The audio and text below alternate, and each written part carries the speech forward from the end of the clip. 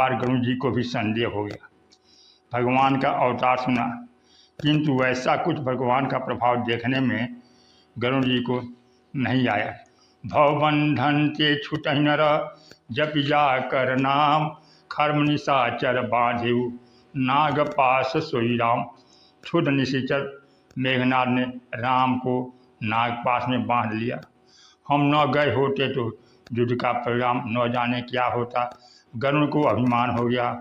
गरुड़ के मन में इतना आया कि गरुड़ को अभिमान और संदेह ने धर दबोचा। उन्हें न रात को चैन पड़ती न दिन में चैन पड़ता। आत्मा ही उनकी शत्रु हो गई। जहाँ शकुन मिलते थे अब सुकून मिलने लगे। गरुड़ सीधे नारद जी के पास गए, अपना संशय कह सुनाया। नारद जी गरुड़ की बात को सुनकर कांप गए। उन्होंने सोचा कि भगवान की इसी माया ने तो अनेकों बार हमें उलझाया है। वे बोले, भाई मैं समाधान नहीं कर सकता, आप ब्रह्मा जी के पास जाएं। ब्रह्मा जी के पास गए। ब्रह्मा जी जब गरुड़ की मुख से सुने तो विचार करने लगे कि हर की माया ने विपुल मुझे भी नचाया है। मेरी कृति गरुड़ यदि उलझ गया तो आश्चर्य ही क्या। उन्होंने समझाया, आप शिव जी के पास जाएं। शंकर जी ने दृष्टि डालते ही समझ लिया कि बेचैनी का कारण क्या है। होइहै किन्ह कमहु अभिमाना, सो खोवै चह कृपा निधाना। इसने कभी अभिमान किया होगा, सकल शोकदायक अभिमाना। इस जीव के दुख दर्द का निवारण हो, अभिमान दूर हो। इसलिए भगवान शंकर कहते हैं कि हे गरुड़, यह तभी दूर होगा जब तुम नीलगिरी पर्वत पर काकभुसुंडी जी के पास जाओगे और काकभुसुंडी जी के मुख से कथा सुनोगे, सत्संग सुनोगे, तो तुम्हारा संशय संदेह अभिमान दूर हो जाएगा। गरुड़ जी नीलगिरी पर्वत पर गए। वहाँ पर पहुँचे तो देखते हैं कि नीलगिरी शिखर पर तालाब में 7 सीढ़ियाँ, सीढ़ियों मड़ियों से जड़ी हुई हैं। पारदर्शी सीढ़ियाँ, 4 शिखर जिन पर चारों रात दिन भजन, रात दिन सत्संग, अन्य कुछ वहाँ होता ही नहीं। कुटिया में पहुँचते ही गरुड़ के सारे संदेह दूर हो गए और जहाँ उपदेश सुना सदा सदा के लिए निर्मूल हो गए। गरुड़ जी ने सादरपूर्वक काकभुसुंडी जी के चरणों में प्रणाम किया। पक्षियों के सम्राट गरुड़ ने पक्षियों में चांडाल कौवे को सादर नमन किया। भगवान और भगवत धर्म का अभिमान तो कब का समाप्त हो गया। कृतज्ञता ज्ञापन करते हुए गरुड़ जी ने कहा, संशय सर्पग्रसेव मोहिताता, दुखद लहर कुतर्क बहुभ्राता। तब स्वरूप गारुण रघुनायक, मोह जी आयु जन सुखदायक। तात संशय रूपी सर्प ने मुझे डस लिया था, कुतर्क रूपी लहरें उठा करती थी। आप ऐसे विषामक मंत्रविद के दर्शन मात्र से मेरा यह दंश प्रभाव शामित हो गया, समाप्त हो गया। मुझे नवजीवन मिला है। काकभुसुंडी जी ने कहा, नहीं गरुड़ जी, आपको कोई संदेह नहीं था। इस संदेह के निमित्त भगवान ने आपको मेरे पास मुझे कृतार्थ करने के लिए भेजा है। और साधन पथ में संदेह स्वाभाविक है। कल प्राप्ति होनी है। आज तक माया कामयाब हो सकती है, उलझन पैदा कर सकती है। अत्यंत मधुर वाणी में काकभुसुंडी ने कहा, आप क्या संदेह में पड़े। एक बार जैसे मैं भी पड़ गया था। पूरब कल्प एक प्रभु, युग कल युग मलमूल। नर अरु नारी अधर्मरत, सकल निगम प्रतिकूल। बहुत पहले की बात है। पूर्व के एक कल्प में पापों का मूल कलयुग था। नर और नारी अधर्मरत थे। सभी वेद पथ के विपरीत चलने वाले थे। काकभुसुंडी जी अपना संस्मरण सुना रहे हैं। आज त्रेता है, इसके पहले सतयुग, उससे भी बहुत पहले एक कलयुग था, उससे भी 1000 जन्म पूर्व का संस्मरण। नीलगिरी पर महर्षि काक के 27 कल्पों के निवास से भी पहले का एक संस्मरण, कई लाख वर्ष पूर्व की घटना, उसका संस्मरण वे सुना रहे हैं, न कि वर्तमान समय का, आजकल के संदर्भ में नॉलेज। इस समय भुसुंडी जी कह रहे हैं, उस समय मैं सुरतल में था, वह हमारा प्रथम जन्म था। भगवत पथ की प्रवेशिका ही शुद्ध है। प्रथम जन्म का आशय क्या है? जीव ईश्वर का अंश है। क्या वह टुकड़ा पहली बार ईश्वर से अलग हो हुआ? नहीं, जन्म वहीं सराहनीय है जिसमें आत्मिक जागृति हो जाए।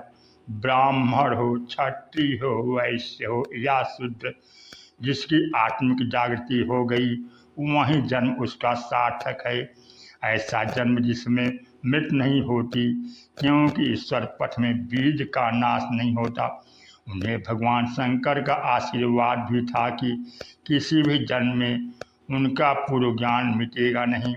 उस युग का वर्णन करते हुए वे कहते हैं, कलिमलगढ़ से धर्म सब लुप्त भय सदग्रंथ, दम्भिन निजमति कल्प घड़ी प्रकट किए बहुपंथ।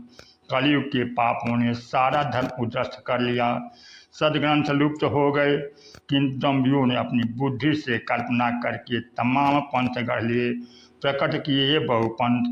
कलयुग ने क्या ग्रस लिया था? ग्रसा था धर्म। धर्म होता क्या है? वर्ण धर्म। वर्ण धर्म नहीं आश्रमचारी, श्रुति विरोधरत सब नर नारी। वर्ण धर्म था ही नहीं, न 4 आश्रम थे। कलयुग ने जिसको ग्रस लिया था वह था वर्ण धर्म। सब लोग वियोग विशोक हुए, वर्णाश्रम धर्म आचार गए। सब लोग प्रियजनों के विछोह जने शोक से मृत प्राय हो गए। वर्णाश्रम के धर्म और आचरण तिरोहित हो गए। धर्म के नाम पर जो प्रचलित था वह तो दम्भियों की बुद्धि की कल्पना से गढ़ा हुआ धर्माभास और समानांतर धर्म था। धर्म तो था साधना की श्रेणियाँ, भगवत पथ के सोपान, किन दम्भियों ने जो गढ़ा तो मनुष्यों को बांट दिया। जे वर्णाधम तेल कुम्हारा, स्वपच की रात कोल कलवारा। नारी मुई गृह संपत्ति नाशी, मूढ़ मुराई वहीं सन्यासी। उन्होंने नए नए नियम कर लिए कि वर्णों में अधम कौन। तेली कुम्हार, स्वपच, कोल की रात कलवार, चमार, धोबी इत्यादि जो मजदूरी करके जीवन निर्वाह करते थे अधम मानी गई। सेवा करके जीविकोपार्जन करने वाले उनके द्वारा अधर्म कहे गए। भजन का अधिकार उनसे छीन लिया गया। स्त्री मर जाने या संपत्ति नष्ट हो जाने पर भी सन्यासी होने के उनका ही कृत्य उस कलयुग में अन्याय माना गया। नार मोहि गृह संपत्ति नाशी, मूढ़ मुराई हों सन्यासी। ते विप्रन सन आप पूजा वहीं, उभय लोक निज हाथ नसाई। वे विप्रों से अपनी पूजा कराते और इस प्रकार अपना दोनों लोक नष्ट करते हैं। यह लोक तो तभी नष्ट हो गया कि हम अधम हैं। अधम मान लेना ही मनुष्य की भूल है। मानव शरीर मिल गया तो मानव शरीर के द्वारा आत्मिक जागृति के पथ पर मनुष्य चल जाए, उसी का कल्याण हो जाएगा।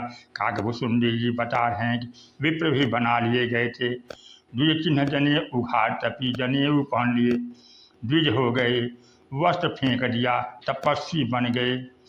ब्राह्मण की जो गीतों की मौलिक परिभाषा है, समह दमह तपह शौच, इंद्रियों का दमन, मन का समन, तप, इष्ट के अनुरूप मन सहित इंद्रियों को तपाना, स्वरूप का अध्ययन, आस्तिकता, धारणा, ध्यान, समाधि इत्यादि लक्षण ब्राह्मण से लुप्त हो गए। फिर वे थे कैसे? विप्र निरक्षर लोलुप कामी, निराचार सठ विखली स्वामी। निरक्षर लोलुप कामी, चरित्रहीन, सठ धोखेबाज और स्वैराचारी भी विप्र कहलाने लगे। कैसे पहचाने विप्र को? जनेऊ जो थी, द्विचिन्ह जनेऊ। इस प्रकार उन दम्भियों ने शुद्ध भी कर लिए, विप्र भी कर लिए। ऐसे विप्रों से पूजा कराने से हमारा दोनों लोग कैसे नष्ट हो जाएगा। इस प्रकार मानव में वर्ण विभाजन उस युग जमाने के दम्भियों की देन थी। उसकी लकीर को आज हम लोग पीट रहे हैं। तुलसीदास जी या उनकी रामायण यह नहीं कहती कि मजदूरी करने वाले अधम हैं। गोस्वामी जी की तो मान्यता है कि बुद्ध युग धर्म जानी मन माही, तज अधर्मरत धर्म कराही। प्रबुद्ध लोग धर्म का उतार चढ़ाव मन में जानते हैं। जिसकी मानसिकता बाहर जाति पाति में धर्म ढूंढती है, वह गोस्वामी जी के अनुसार उस कलयुग के दम्भियों के कल्पना की उपज है। वे इसी परंपरा से प्रभावित हैं। जो लाखों वर्ष पहले व्यतीत हो गया, आज उसी लकीर को पीटना उनकी क्षुद्रता का द्योतन मात्र। रामचरितमानस परम पावन ग्रंथ है। गोस्वामी तुलसीदास जी समग्र मानव के कल्याण हेतु श्री रामचरितमानस की रचना किए हैं। राजनैतिक प्रचारकों ने वोट की लालच में भाई बंधुओं को बांट दे रहे हैं, इसलिए मनुष्य को अपने आत्मिक विचार से धर्म के बारे में सोचना चाहिए। बोलिए सियावर रामचंद्र की जय, पवन सुत हनुमान की जय, उमापति महा